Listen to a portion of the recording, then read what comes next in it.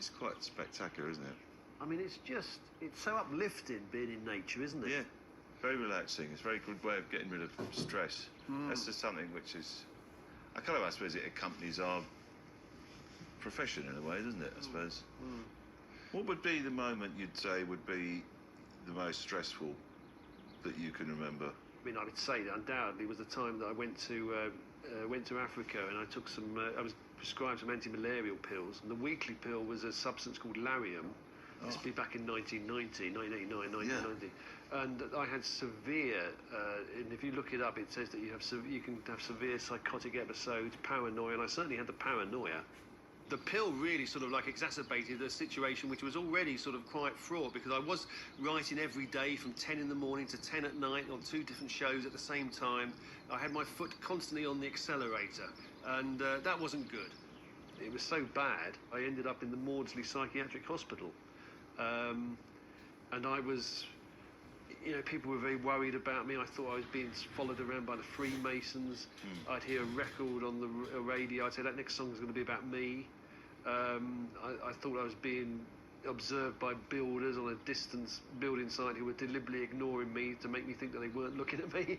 You can find when you're in a certain state, you can find any reason to be paranoid about anything. Must have been quite an alarming time, not just for you, but for everyone around you, friends and it was, absolutely.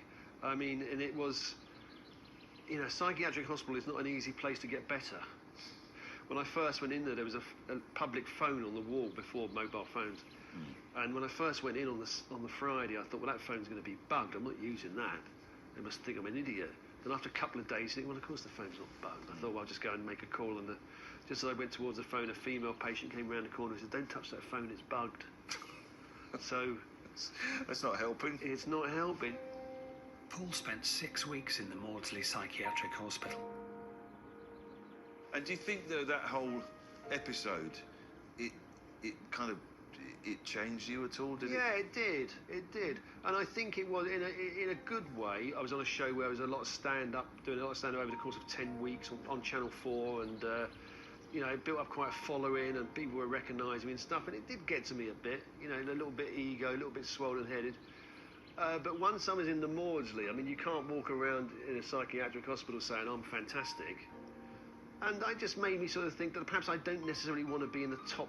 I don't want to be the star necessarily of something I'm going to do.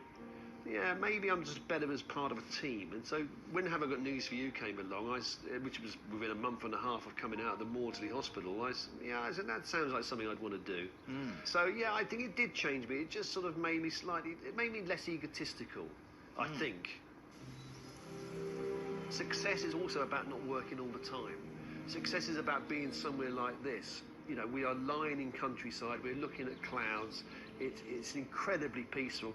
This is really important as well as a career, and if it's all career, you may not be doing it right.